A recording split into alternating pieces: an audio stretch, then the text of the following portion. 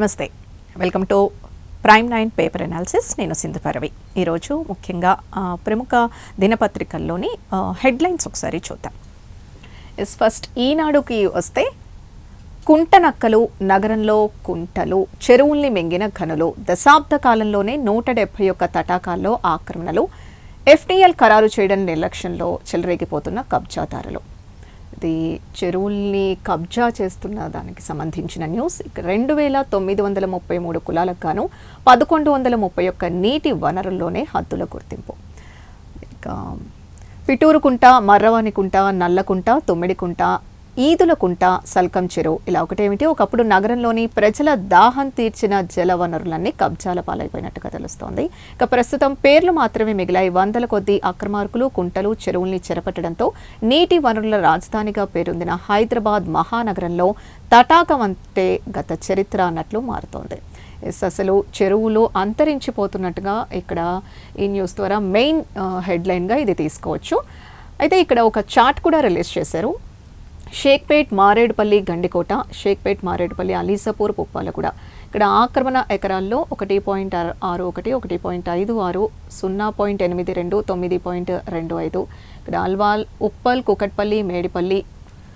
So ఎంత మేర ఆక్రమణకు గురయ్యాయని ఇది ఏరియాస్ వైజ్గా ఇక్కడ ఒక చార్ట్ కూడా రిలీజ్ చేసినట్టుగా మనకు తెలుస్తోంది. ఇక్కడ 2014 నాటికి జీహెచ్ఎంసీ పరిధిలో 695 చెరువులు ఉండేవి. వాటిలో 499 ఆక్రమణలు లేనివిగా, 196 పాక్షికంగా ఆక్రమణలకు గురైనవిగా గుర్తించారు. తర్వాత ఆక్రమణలు లేని వాటిలో 20 కనుమరుగు కాగా 57 పాక్షికంగా కబ్జాలయ్యాయి.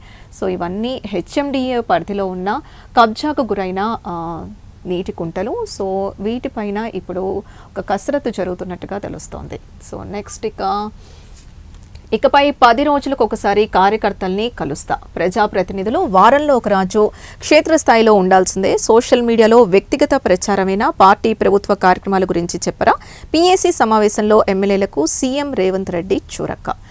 ఆయన పీఏసీ సమావేశంలో మాట్లాడుతున్న ఇక్కడ చిత్రం కూడా చూడొచ్చు. ఇక్కడ సీఎం రేవంత్ రెడ్డి, ఉత్తమ్, మీనాక్షి, మహేష్ కుమార్ గౌడ్, సచిన్ సావంత్ కూడా ఉన్నారు. సో ఆయన ఇక మీదట 10 రోజులకు ఒకసారి కార్యకర్తల్ని కలుస్తాను అంటూ ఈ సమీక్షా సమావేశంలో, పీఏసీ సమావేశంలో ఆయన చెప్పినట్టుగా తెలుస్తోంది. ఇకపై క్షేత్రస్థాయి కార్యకర్తల్ని తాను 10 రోజులకు ఒకసారి కలుస్తానని, నెలలో 3 రోజులు వారి కోసం సమయం కేటాయిస్తానని సీఎం రేవంత్ రెడ్డి చెప్పారు. అందరూ పార్టీ కోసం కష్టపడి పని చేయాల్సిందే అని చెప్పి ఆయన ఒక హుకుం కూడా జారీ చేశారు. శుక్రవారం గాంధీ భవన్లో జరిగిన కాంగ్రెస్ రాష్ట్ర రాజకీయ వ్యవహారాల కమిటీ పీఏసీ సమావేశంలో ఆయన మాట్లాడారు. నెక్స్ట్, ప్రభుత్వ ఉపాధ్యాయులంతా టెట్ పాస్ అవ్వాల్సిందే. ఇది ప్రభుత్వ ఉపాధ్యాయులకు సంబంధించిన సుప్రీంకోర్టు ఒక తీర్పు వెలువరించింది. అదేంటంటే స్పష్టంగా చెప్పింది, ప్రభుత్వ ఉపాధ్యాయులంతా ఇక మీదట టెట్ పాస్ అవ్వాల్సిందే. అంటే ఇప్పుడు ఉపాధ్యాయులుగా ఉన్నవారు ఖచ్చితంగా టెట్ మళ్ళీ రాసి అర్హత సాధించాల్సిందే. ఇది ఒక బేసిక్ రూల్గా సుప్రీంకోర్టు స్పష్టం చేసింది. సో డీటెయిల్గా చూస్తే, ప్రభుత్వ ఉపాధ్యాయులంతా టెట్ రాసి నిర్ణీత సమయంలో అర్హత సాధించాల్సిందేనని సుప్రీంకోర్టు స్పష్టం చేసింది. కాకపోతే ఇది ఒక 2 ఏళ్ల గడువుని 3 ఏళ్లకి పొడిగించినట్టుగా మనకి తెలుస్తోంది. సో ఇప్పుడు ప్రస్తుతం ప్రభుత్వ ఉపాధ్యాయులుగా ఎవరైతే ఉన్నారో వాళ్ళు ఒక రివ్యూ పిటిషన్ని వేశారు. సో ఆ రివ్యూ పిటిషన్లన్నిటిని కూడా సుప్రీంకోర్టు కొట్టేసి ఖచ్చితంగా టెట్ పాస్ అవ్వాల్సిందే అంటూ ఒక స్పష్టతనైతే ఇచ్చింది. తప్పనిసరిగా టెట్ పాస్ కావాలని 2025 సెప్టెంబర్ 1న ఇచ్చిన తీర్పును సవాల్ చేస్తూ వివిధ ఉపాధ్యాయ సంఘాలు దాఖలు చేసిన రివ్యూ పిటిషన్లను సుప్రీంకోర్టు కొట్టేసింది. అయితే టెట్ అర్హత సాధించడానికి వారికి ఇదివరకు ఇచ్చిన 2 ఏళ్ల గడువును 3 ఏళ్లకు పెంచింది. అంటే 2027 ఆగస్టు 31 వరకు విధించిన గడువును ఇప్పుడు 2028 ఆగస్టు 31కి పొడిగించింది.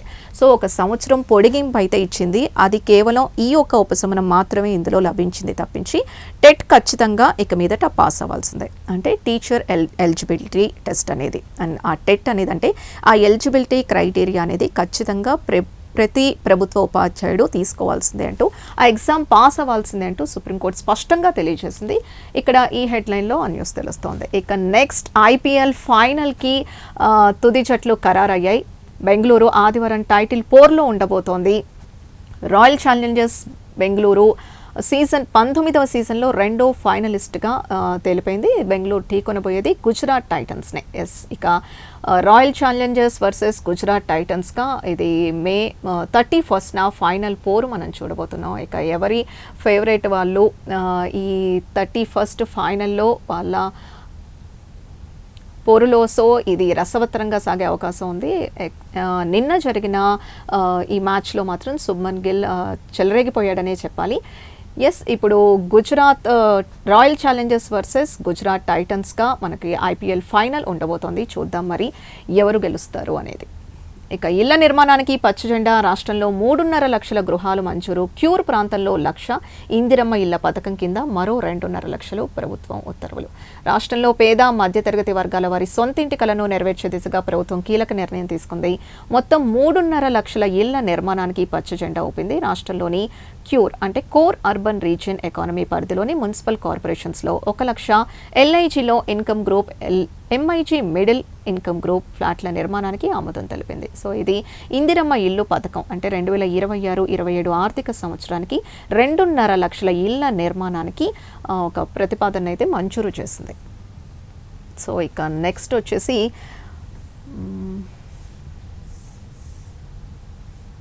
మైనింగ్ అక్రమాల దస్త్రాలు సిఐడికి. ఇక మైనింగ్కి సంబంధించింది సిఐడికి వెళ్లే అవకాశం ఉన్నట్టుగా తెలుస్తోంది. 2014 నుంచి ఇప్పటి వరకు జరిగిన అవకతవకలపై విచారణ చేయిస్తానని అసెంబ్లీలో ప్రకటించిన సీఎం రేవంత్. తాజాగా మంత్రివర్గ సమావేశంలో చర్చ తర్వాత రంగంలోకి దర్యాప్తు సంస్థ. అక్రమ మైనింగ్ కార్యకలాపాలు నిర్వహించి ప్రభుత్వ ఖజానాకు భారీగా గండికొట్టిన 6 సంస్థలతో పాటు ఔటర్ రింగ్ రోడ్ సమీపంలో అనుమతి లేకుండా కార్యకలాపాలు నిర్వహించిన క్రషింగ్ యూనిట్లపై సిఐడి విచారణ చేపట్టనున్నట్లు తెలిసింది. ఇందుకు సంబంధించిన వివరాల్ని మైనింగ్ శాఖ సిఐడికి అప్పచేసినట్లు ఈ న్యూస్ ద్వారా తెలుస్తోంది. సో ఇక నెక్స్ట్ వచ్చి అదిగదిగో ఆరోగ్య ప్రదాయిని. ఇది వరంగల్లో మల్టీ సూపర్ స్పెషాలిటీ ఆసుపత్రి భవనం. ఈ చిత్రంలో కూడా క్లియర్గా చూడొచ్చు. సో ఇది వరంగల్లో మల్టీ సూపర్ స్పెషాలిటీ ఆసుపత్రి భవన నిర్మాణానికి సంబంధించిన న్యూస్. ఉత్తర తెలంగాణ ప్రజలకు త్వరలోనే కార్పొరేట్ స్థాయి వైద్య సేవలు ఉచితంగా అందుబాటులోకి రానున్నాయి. గత ప్రభుత్వం వరంగల్లో సెంట్రల్ జైల్ స్థలంలో 56 ఎకరాలకు పైగా విస్తీర్ణంలో 1,150 కోట్లతో చేపట్టిన 24 అంతస్తుల మల్టీ సూపర్ స్పెషాలిటీ ఆసుపత్రి దాదాపు పూర్తిగా వస్తోంది. సో 2021లో శంకుస్థాపన చేయగా ఇప్పుడు అది దాదాపు పూర్తిగా వస్తున్నట్టుగా తెలుస్తోంది. సో ఈ ఆసుపత్రిలో ఏకంగా 2,208 పడకలు, 500 మంది డాక్టర్లు, 1,000 మంది స్టాఫ్ నర్సులు, మరో 1,000 మంది పారా మెడికల్ వైద్య సిబ్బంది సేవలు అందించేలా సదుపాయాలు కల్పిస్తున్నారు. సో ఇది వరంగల్కి సంబంధించిన మల్టీ సూపర్ స్పెషాలిటీ ఆసుపత్రి భవనానికి సంబంధించిన న్యూస్. ఇక నెక్స్ట్ వస్తే ఇక్కడ ఇంకొక హెడ్లైన్ చూడొచ్చు. జవాబుదారీతనం ఉండాల్సిందే. అప్పటి వరకు సమస్య పరిష్కారం కాదు. ఇది నీట్ ప్రశ్నాపత్రం లీకేజ్పై సుప్రీంకోర్టు వ్యాఖ్య. యూపీఎస్సీని చూసి నేర్చుకోండి అంటూ ఆగ్రహం వ్యక్తం చేసింది. సో నీట్ ప్రశ్నాపత్రం లీకేజ్కి సంబంధించిన న్యూస్ ఈ పాటికి మన అందరికీ తెలుసు.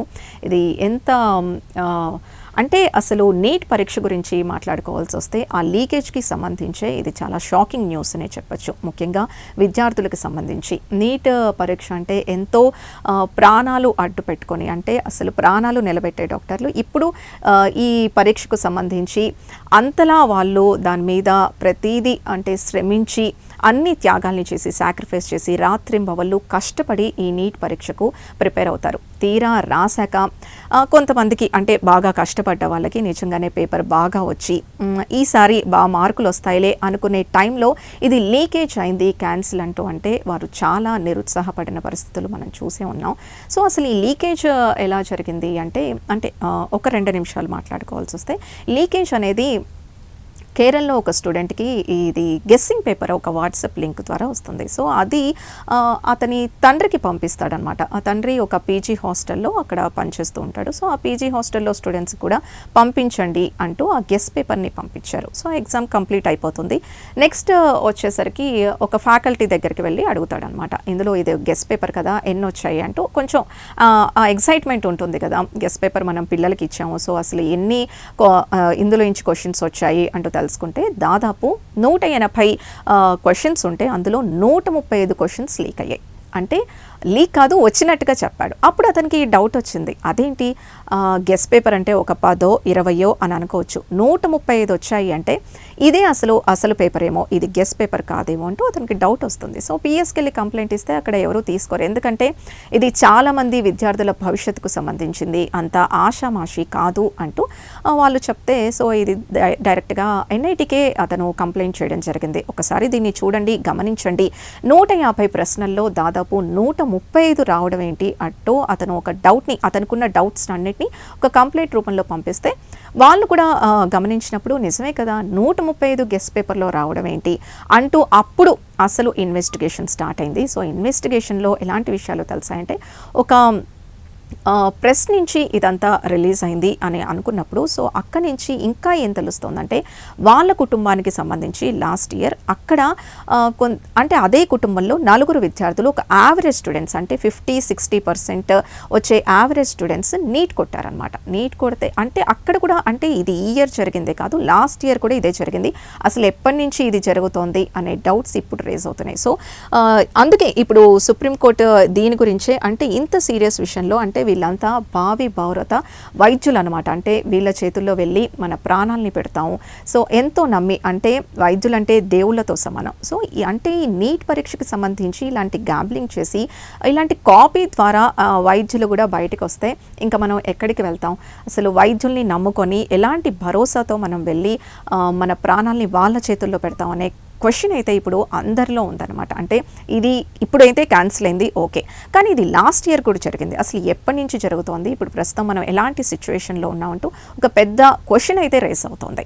సో దానికి సంబంధించి ఇప్పుడు సుప్రీంకోర్టు ఇది జవాబుదారీతనంగా ఉండాల్సిందే, యూపీఎస్సీని చూసి నేర్చుకోండి అంటూ ఆగ్రహాన్ని వెలిబుచ్చిన న్యూస్. సో ఇక నెక్స్ట్ సాక్షికి వెళ్దాం.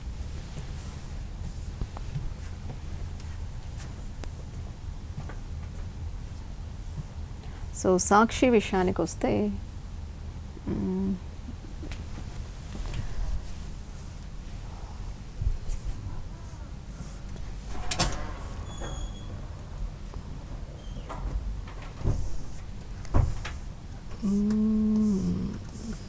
ఓకే,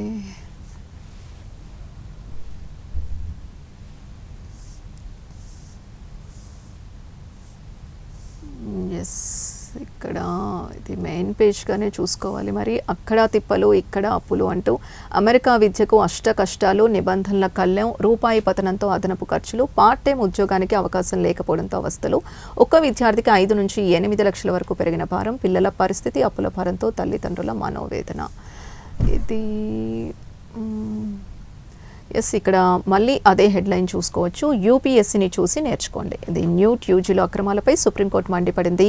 యూపీఎస్సీని చూసి పాఠాలు నేర్చుకోవాలని ఎన్టీఏకు హితవు పలికినట్టుగా ఇది ఇందాక ఇప్పుడే మాట్లాడుకున్నది. అగైన్ మనం సాక్షిలో చూడొచ్చు. ఇది పూణేలో కల్తీ మద్యం కాటు, కల్తీ మద్యం తాగి 14 మంది మరణించినట్టుగా తెలుస్తోంది. మద్యం విక్రేత యోగేష్ వాంకడే సహా 8 మందిని పోలీసులు అరెస్ట్ చేశారు. ఇక ఒప్పందంపై అతి త్వరలో నిర్ణయం, ఇరాన్పై కాల్పుల విరమణను పొడిగించే ఒప్పందం విషయంలో తుది నిర్ణయం తీసుకోబోతున్నట్టుగా తెలుస్తోంది. ఎస్, ఇక హార్మోజ్ జలసంధికి సంబంధించి కానీ ఇటు ఇరాన్ అటు అమెరికా ఒక ఒప్పందానికైతే రానున్నట్టుగా తెలుస్తోంది. ఇది యాజ్ యూజువల్ న్యూస్, డైలీ మనకి ఇలాంటి ఒక అప్డేట్ వస్తూనే ఉంటుంది, అది మళ్ళీ అగైన్ చేంజ్ అవుతూ ఉంటుంది.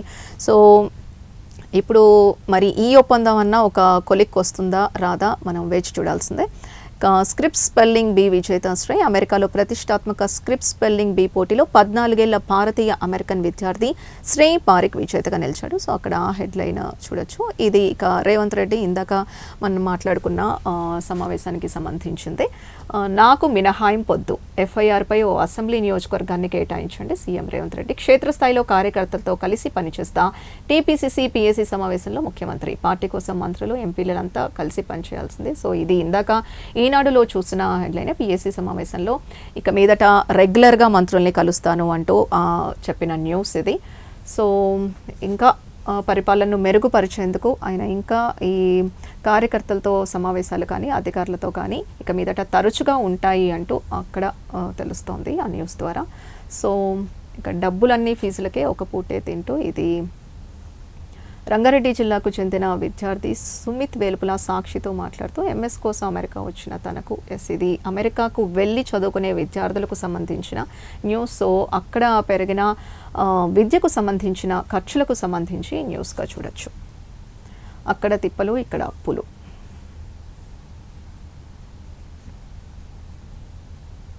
సో ఇక్కడ ట్రంప్ ఇక్కడ రకరకాలుగా ఎన్ని రకాలుగా ఇక్కడ ఇండియాకి సంబంధించిన విద్యార్థులకు అయితేనేంటి అక్కడ ఉద్యోగులకి సంబంధించి కానీ ట్రంప్ ఎలాంటి ఆంక్షలు విధిస్తున్నాడు అంటే డే బై డే అక్కడ ఎంత భారం అవుతుంది, ఇది ఉద్యోగుల విషయంకైనా కూడా విద్యార్థులకు సంబంధించి కూడా ఎంత భారం అవుతుంది అనేది ఈ న్యూస్ ద్వారా మనం తెలుసుకోవచ్చు. అక్కడ డైలీ ఇలాంటి ఆంక్షల్ని అప్డేట్ చేస్తూనే ఉన్నాడు ట్రంప్. సీఎంగా నేడే డీకేఎస్ ఎంపిక. కర్ణాటకలో ముఖ్యమంత్రి పదవికి సిద్ధరామయ్య రాజీనామా చేయడంతో deputy CM DK Shivakumar Karnataka ఇక రాబోయేది deputy CM DK Shivakumar Karnataka ప్రభుత్వ పగ్గాలు చేపట్టడం ఖరారైంది. డీకే శివకుమార్ అక్కడ సీఎంగా ప్రభుత్వ పగ్గాలు చేపట్టడానికి అన్నీ సిద్ధమైంది. అక్కడ డీకే శివకుమార్ ఇంటి ముందు కూడా అక్కడ భారీ కోలాహలాన్ని ఇప్పటికే అక్కడ ఏర్పాట్లు కానీ ఫ్లెక్సీలు కానీ అక్కడ ఏర్పాటు చేయడం జరిగింది. సో ఇక్కడ సిద్ధరామయ్య రాజీనామా చేసిన విషయాన్ని కూడా ఇక్కడ గమనించాలి.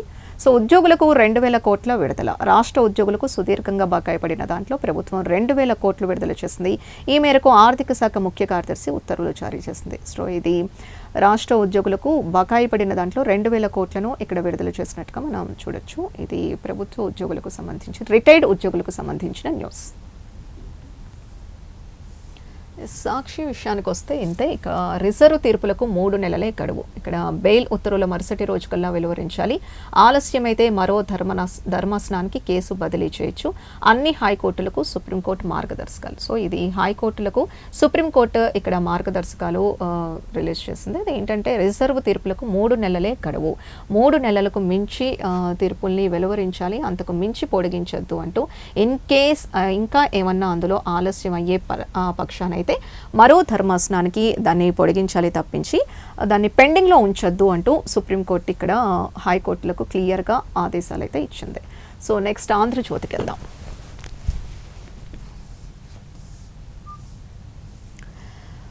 ఓకే, అగైన్ అన్ని పేపర్స్లో చూసుకుంటే పిఏసీ సమావేశానికి సంబంధించి అయితే ఒక కామన్ న్యూస్గా చూడొచ్చు. సో ఇది మళ్ళీ అగైన్ జమీందార్ల లెక్క. కొందరు ఎమ్మెల్యేల తీరుపై సీఎం రేవంత్ అసంతృప్తి. పార్టీని ప్రభుత్వాన్ని వదిలి సొంత ప్రచారంతో సరిచేద్దామనుకున్న కార్యకర్తల్ని చేయనివ్వడం లేదు.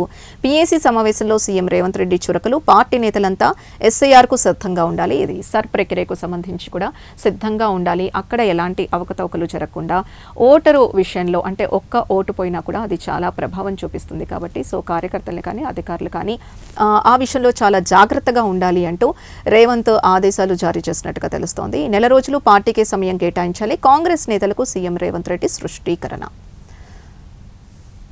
సో ఇక్కడ కొంచెం చూస్తే ఎస్ఐఆర్ పైన అందరూ అవగాహన పెంచుకోవడం. ఈ కార్యక్రమం వల్ల సామాన్యులు, పేదలకు, కాంగ్రెస్ కార్యకర్తలకు ఎలాంటి ఇబ్బందులు రాబోతున్నాయో నాయకత్తులు గుర్తించడం మంచి పరిణామం.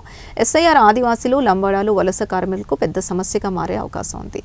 అంటే ఇప్పుడు చదువుకున్న వాళ్ళైతే ఓకే, చదువుకోని వాళ్ళు అంటే మీ ఓటు అసలు ఉందో లేదో యాప్ ద్వారా తెలుసుకోవచ్చు అంటే కొంచెం ఎడ్యుకేటెడ్ అయితే ఓకే, కానీ అసలు అన్ఎడ్యుకేటెడ్ వాళ్ళకి ఇది ఎలా సాధ్యపడుతుంది, ఈ విషయంలో కొంచెం జాగ్రత్తగా ఉండాల్సిన అవసరం ఉంది. ఇటు కార్యకర్తలు కానీ అధికారులు కానీ ఓట్లు గల్లంత అవ్వకుండా జాగ్రత్తగా వీటిని అయితే గమనించాల్సిన అవసరం ఉంది అంటూ ఇది ఒక రేవంత్ రెడ్డి కాదు అన్ని పార్టీలు ఈ విషయంలో దాదాపుగా ఇలాంటి ఆలోచనతోనే ఉన్నాయి.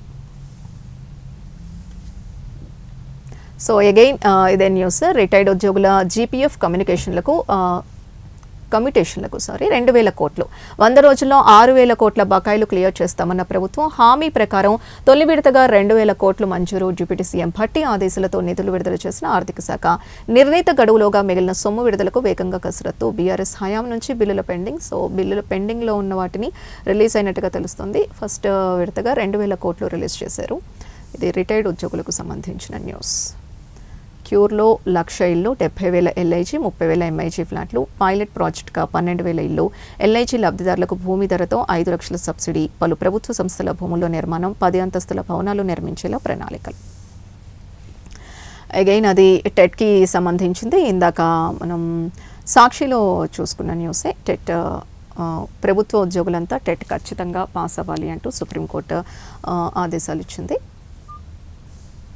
అంటే ఇప్పుడు రాసేసాం అంటే ఇప్పుడు ప్రస్తుతం రాయాల్సిన వాళ్ళే కాదు, ఎవరైతే ప్రభుత్వ ఉద్యోగుల్లో ఉపాధ్యాయులుగా ఉన్నవారు కూడా ఖచ్చితంగా టెట్ పాస్ అవ్వాలి అనేది ఇక్కడ ఒక మెయిన్ న్యూస్గా మనం చూడొచ్చు, మెయిన్ పాయింట్గా చూడొచ్చు. కొనుగోళ్లలో మాదే రికార్డ్. ఇప్పటికే 60 లక్షల టన్నుల కొనుగోలు చేశాం. ఏపీ 24, తమిళనాడు 12, మహారాష్ట్రలో 3 లక్షల టన్నులే సేకరణ. ఇది మీడియా సమావేశంలో మంత్రులు తుమ్మల ఉత్తమ్ని చూడొచ్చు. ఇక్కడ ఆయిల్ ఫామ్ సాగులో తెలంగాణ నెంబర్ 1, 98,112 హెక్టార్ల సాగుతో దేశంలో ప్రథమ స్థానం. మొత్తం సాగు విస్తీర్ణంలో 36% వాటా రాష్ట్రానిదే. ఇది రాష్ట్ర వ్యవసాయ రంగానికి గర్వకారణం. ఈ ఏడాది అదనంగా 85,000 ఎకరాల్లో ఆయిల్ ఫామ్ సాగు లక్ష్యం. ఇది మంత్రి తుమ్మల ప్రకటించారు.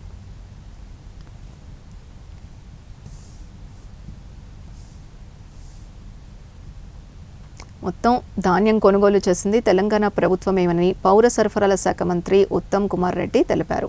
సో అత్యధిక మొత్తంలో ధాన్యం కొనుగోలు చేసింది ఇది కేవలం తెలంగాణ ప్రభుత్వమే అంటూ ఇక్కడ ఉత్తమ్ కుమార్ తెలిపారు. కానీ ప్రతిపక్షాలు మాత్రం దీనిపై ఇంకా రగడైతే చేస్తూనే ఉన్నాయి. రైతుల్ని పట్టించుకోవట్లేదు, వాళ్ళ ఆక్రందనని వినిపించుకోవట్లేదు, ధాన్యం కొనుగోలు విషయంలో జాప్యం జరుగుతోంది అంటూ ప్రతిపక్షాలు ఆరోపిస్తున్న విషయాన్ని కూడా మనం గమనిస్తూనే ఉన్నాం. రాష్ట్రంలో 15 ఏళ్లు దాటిన పురుషుల్లో 44% మద్యం ప్రియులే. మహిళల్లో 7.1%. జాతీయ కుటుంబ ఆరోగ్య సర్వేలో వెల్లడి 62.2% సి సెక్షన్ ప్రసవాలతో దక్షిణాదిన అగ్రస్థానంలో తెలంగాణ. రాష్ట్రంలోని ప్రైవేట్ ఆసుపత్రుల్లో దాదాపు 84% సిజేరియన్ ప్రసవాలే. తగ్గిన బాల్య వివాహాలు 30.8% మంది స్త్రీలకు గృహహింస. పెరిగిన వృద్ధుల సంఖ్య 60 ఏళ్లకు పైబడిన వారు 14.1%. సో ఇక్కడ సి సెక్షన్ ప్రసవాలతో దక్షిణాదిన అగ్రస్థానంలో తెలంగాణ ఉన్నట్టు తెలుస్తోంది. అంటే సర్జరీల విషయంలో అంటే నార్మల్ డెలివరీస్కి సంబంధించిన న్యూస్ ఇది. నార్మల్ డెలివరీతో పోలిస్తే 62.2% సి సెక్షన్ ప్రసవాలే జరుగుతున్నాయట. అందులో తెలంగాణ అగ్రస్థానంలో ఉన్నట్టుగా తెలుస్తోంది. సో ఇందుకు సంబంధించి ఇంకా మోటివేట్ అవ్వాల్సిన అవసరం ఉందేమో. సో ఇక్కడ ఇంకొక పాజిటివ్ న్యూస్ ఏంటంటే బాల్య వివాహాలు తగ్గాయి. 30.8% మంది స్త్రీలకు గృహహింస. ఇక్కడ బాల్య వివాహాలు ఎలా అయితే తగ్గాయో అలాగే 30.8% మంది ఇంకా స్త్రీలు గృహహింసకు గురవుతున్నట్టుగా తెలుస్తోంది. సో వృద్ధుల సంఖ్య కూడా పెరిగింది. 60 ఏళ్లకు పైబడిన వారు 14.1%గా చూడొచ్చు. సో 44% మాత్రం మద్యం ప్రియులు ఉన్నట్టుగా, అది కూడా 15 ఏళ్ళు దాటిన వాళ్ళు, అంటే టీనేజర్స్ కూడా ఇందులోకి వస్తున్నారు. 1000 కోట్ల భూమికి నకిలీ జీవోలతో స్కెచ్. 35 కోట్లకు వైసీపీ మాజీ ఎమ్మెల్యే బ్రహ్మనాయుడు డీల్. ఒప్పందంలో భాగంగా 4 కోట్లు బదిలీ చేసినట్లు ఆధారాలు. 1.25 కోట్లు మాజీ ఎమ్మెల్యే బ్యాంక్ ఖాతా నుంచి బదిలీ. గండిపేట భూమి రెగ్యులరైజ్ అయినట్లు 5 నకిలీ జీవోలు. తహసీల్దార్ ఫిర్యాదుతో కదిలిన డొంక. జీవోల్లో ఉన్నవారి ఇళ్లలో సోదాలు. మాజీ ఎమ్మెల్యేతో డీల్ జరిగినట్లు వెల్లడి. అసలు సూత్రధారి ఆయనే అనేందుకు ఆధారాలు. ఇక్కడ బ్రహ్మనాయుడుతో సహా మరో 3 పరారీలో ఉన్నట్టుగా తెలుస్తోంది. ఇక ఆంధ్రజ్యోతి విషయానికి వస్తే కామన్ న్యూసే ఉంది. ఇటు సాక్షి ఈనాడులో ఏముందో ఆంధ్రజ్యోతిలో కూడా మెయిన్ హెడ్లైన్స్గా పిఎస్సి సమావేశం, రిటైర్డ్ ఉద్యోగులకు మంజూరైన బకాయిలు అండ్ అది టెట్కి సంబంధించిన న్యూస్. ఆంధ్రజ్యోతి విషయానికి వస్తే ఇక వెలుగుకి వెళ్దాం. అగైన్ మళ్ళీ మనం అదే చూడొచ్చు. ఉద్యోగులకు 2,000 కోట్ల బకాయిలు విడుదల. రిటైర్డ్ ఉద్యోగులకు సంబంధించిన బకాయిలు రిలీజ్ అయిన న్యూస్ ఇది. 150 మీటర్లు 125 టీఎంసీలో తుమ్మిడిహెట్టి బ్యారేజ్ నీటి లభ్యత అంశం కొలిక్కొచ్చినట్టుగా తెలుస్తోంది. హైడ్రాలజీ ప్రాథమిక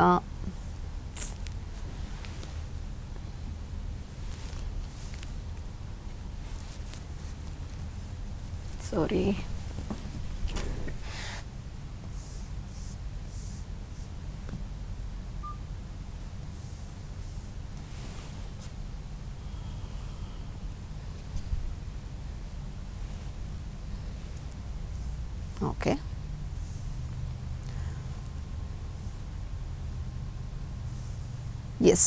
ఇక్కడ ఈ న్యూస్ని మనం తీసుకోవచ్చు. రాబోయే 5 ఏళ్లు మంటే. 2024లో నమోదైన 155 డిగ్రీల పెరుగుదలకు ట్రేడ్ అయ్యే అవకాశం. ఎస్ ఇప్పుడు మండుటెండల గురించి మనం ప్రత్యేకంగా మాట్లాడుకోవాల్సిన అవసరం లేదు. అందరూ అనుభవిస్తున్నదే ఇటు తెలుగు రాష్ట్రాలతో పాటు అందరూ ఇప్పుడు ఈ హీట్ వేవ్స్ గురించి మాట్లాడుకుంటూనే ఉన్నారు. తగిన జాగ్రత్తలు తీసుకోవాలని వైద్యాధికారులు కూడా సూచిస్తున్నారు. కానీ ఇప్పుడు ఇంకేముందిలే 2 నెలలు ఎలాగో భరించాం అయిపోయింది అనుకోవడానికి లేదు. జూన్ 1 నుంచి ఋతుపవనాలు వస్తున్నా కూడా మనకి తర్వాత ఏంటంటే ఎల్నినో కారణంగా అంతగా అంటే సాధారణం కంటే తక్కువగానే వర్షపాతం నమోదయ్యే ఛాన్స్ ఉంది. సో వడగాల్పుల తీవ్రత అలాగే కంటిన్యూ అయ్యే ఛాన్స్ ఉన్నట్టుగా కూడా మనకి తెలుస్తుంది. సో ఆ విధంగా జాగ్రత్తలు తీసుకోవాల్సిందే. ఇదేమి ముగింపుకు వచ్చినట్టు కాదు. జూన్ 1 నుంచి ఇక వర్షాకాలం స్టార్ట్ అవుతుంది కదా, కొంచెం ఉపశమనంతో ఉండొచ్చు అనేది అయితే లేదు. సో లాస్ట్ ఇయర్తో పోలిస్తే మాత్రం ఈసారి వర్షపాతం చాలా తక్కువగా నమోదయ్యే అవకాశం ఉంది. ఎల్నినో కారణంగా అంటూ వైద్యాధికారులు ఇప్పటికే సూచించిన విషయం తెలిసిందే. వాతావరణ శాఖ సూచించింది. సో నైరుతి ఆలస్యం అవుతున్నట్టుగా ఇక్కడ తెలుస్తోంది. స్కిప్ అయినట్టుంది.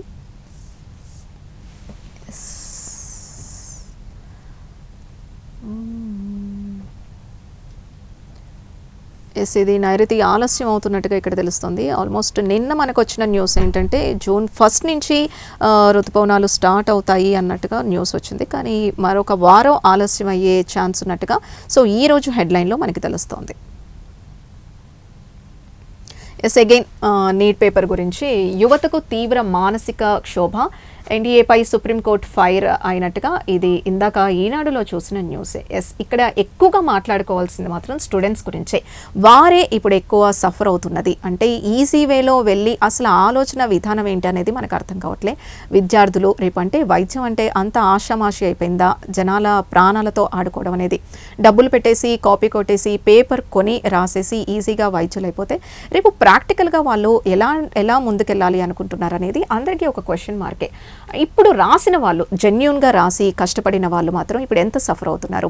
నిజమే కదా, అంటే లక్కీగా వాళ్ళు కష్టపడ్డ దాంట్లో నుంచే ఎగ్జామ్స్ వచ్చేసి ఈ పేపర్ చాలా లాస్ట్ ఇయర్ తీసుకుంటే ఎగ్జాంపుల్గా తీసుకుంటే ఎంత టఫ్ వచ్చిందో కూడా మనం చూసాం. ఎంతమంది ఏడుస్తున్న విజువల్స్ కూడా మనం విద్యార్థులవి చూసాం. సో అక్కడ టఫ్ వచ్చింది. ఈ ఇయర్ కాస్త ఈజీగా వచ్చింది కదా, గట్టెక్కేసాం అనుకున్న మార్కులు వస్తాయనుకున్న తరుణంలో క్యాన్సిల్ చేస్తే వాళ్ళు ఎంత మానసిక క్షోభకు గురవుతారు, ఎంత డిప్రెషన్ గురవుతారు, మళ్ళీ పికప్కి ఎంత టైం పడుతుంది అనేది ఇక్కడ ఆలోచించుకోవాలి. సో ఈ కోణంలోనే ఇక్కడ సుప్రీంకోర్టు ఎన్టీఏపై ఫైర్ అయినట్టుగా తెలుస్తోంది. ఎస్ ఇది కామన్గా చూసుకుంటే పిఎస్సి సమావేశానికి సంబంధించి రిటైర్డ్ ఉద్యోగుల బకాయిలకు సంబంధించిన కామన్ న్యూస్గా మనకి తెలుస్తోంది. అలాగే ఉష్ణోగ్రతలకు సంబంధించిన న్యూస్ కూడా ఇక్కడ మనం చూసుకోవచ్చు. ఇది ఈనాడు కానీ ఆంధ్రజ్యోతి కానీ వెలుగు అండ్ సాక్షికి సంబంధించిన ప్రధాన హెడ్లైన్స్. రేపు మళ్ళీ పేపర్ అనాలిసిస్లో మళ్ళీ కలుద్దాం.